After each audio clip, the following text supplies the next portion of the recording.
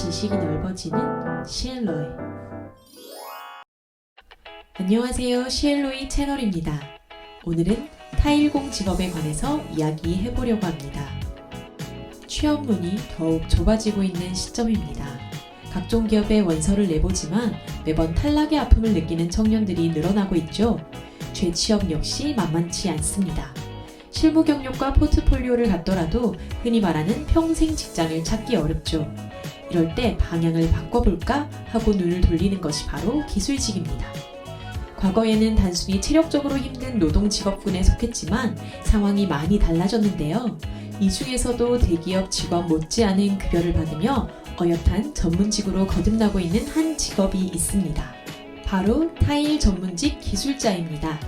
타일 기술은 벽돌을 쌓는 조적, 흙이나 시멘트 등을 바르는 미장과 함께 국제기능경기대회 3대 건축 종목에 속하는데요. 그만큼 전문성을 인정받는 직종입니다. 타일공은 건축 구조물의 내외벽, 바닥, 천정 등의 각종 도기류 및 화학 제품류의 타일을 접착하여 마감하는 작업을 수행합니다. 자격증 취득은 선택입니다. 공임에 있어 큰 영향은 없지만 타일 기능사는 건축 도장 기능사와 달리 난도가 높아 비교적 더 인정받을 수가 있죠.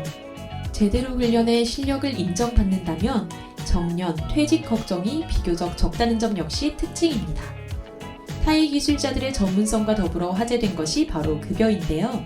건축업계 타 직종 대비 높은 급여를 받는다고 알려지며 일당 40만원도 거뜬하다, 집도 2년 만에 현금으로 산다더라 등의 소문이 무성했죠. 실제로 타일 기술자들의 급여 체계와 수준은 어떨까요? 이들은 대부분 프리랜서로 근무하며 급여는 일당제입니다. 한 달 기준으로 평균 20일 근무하며 일감이 많은 성수기 때는 25일 이상 근무하기도 하죠. 일당은 10에서 30만원 사이로 편차가 있습니다. 일당 30만원을 기준으로 주말을 제외한 주 5일 근무 기준 월 평균 약 600만원, 성수기 시즌엔 월 900만원까지도 가져갈 수 있습니다. 그런데 타일 기술자라고 모두가 월 600만원을 벌 수 있는 건 아닙니다. 업계에선 기술과 경력에 따라 초보자, 하급 기술자인 조공, 중간 기술자인 준기공, 상위 기술자 기공으로 나누는데요. 초보자는 자재를 나르거나 청소 등 보조 역할을 맡으며 일당 8에서 10만원을 가져갑니다. 과거에 비해 타일 기술자 공급이 늘면서 12만원에서 8만원까지 떨어지고 있는 추세죠. 조공은 줄눈을 비롯한 간단한 작업을 맡게 되는데요. 하루 평균 일당은 11에서 13만원 사이입니다. 공사 규모가 클 때에는 조수가 붙기도 하는데요. 일당으로 약 15만원 정도를 받습니다.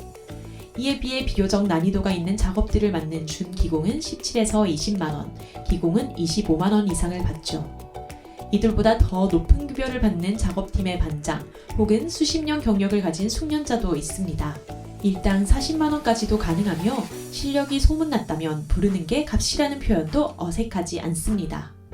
초보자임에도 적지 않은 일당을 벌 수 있어 최근 타일 기능사 학원은 수강생들로 북적입니다. 배우면 되겠지 하는 생각에 진입장벽 역시 낮은 편이죠.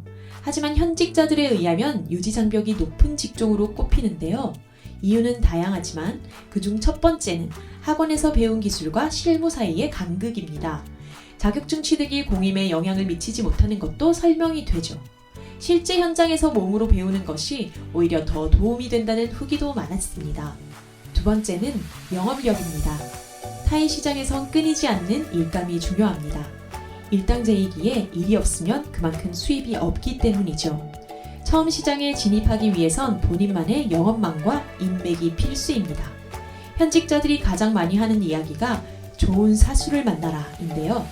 이미 기존의 숙련자들이 한 동네 혹은 지역 시장을 잡고 있어 이를 뚫기가 어렵습니다.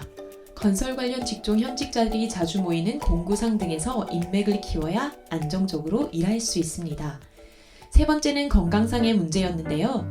기술 하나만 있으면 평생 일할 수 있다는 이야기도 있지만 그만큼 신체 노동이 필요한 직종임을 잊지 말아야 합니다.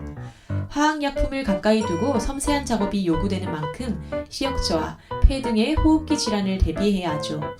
이 외에도 오랜 시간 앉거나 서서 일해야 하기에 관절염이나 근육통 등의 고충도 만만치 않습니다.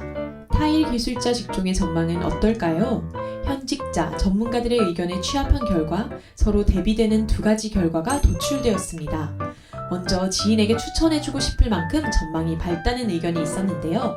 해외 취업이 가능하다는 점과 현재 종사자들의 연령대가 50대인 점을 고려하면 추후 젊은 인력에 대한 수요가 꾸준할 것이라는 판단에서였죠. 다만 해외 취업의 경우 국내보다 높은 연봉을 벌 수 있지만 국가마다 자재, 기술이 다를 수 있다는 점을 유념하여야 합니다. 전망이 그렇게 밝지만은 않다는 입장에선 이미 인력이 포화 상태라고 꼬집었는데요. 2030 세대를 비롯한 퇴직자 등이 진입하는 속도가 빨라 공급이 급증할 수 있다는 것입니다. 공급 증가로 인해 매해 떨어지고 있는 초보자의 일당 수준이 이를 뒷받침하죠.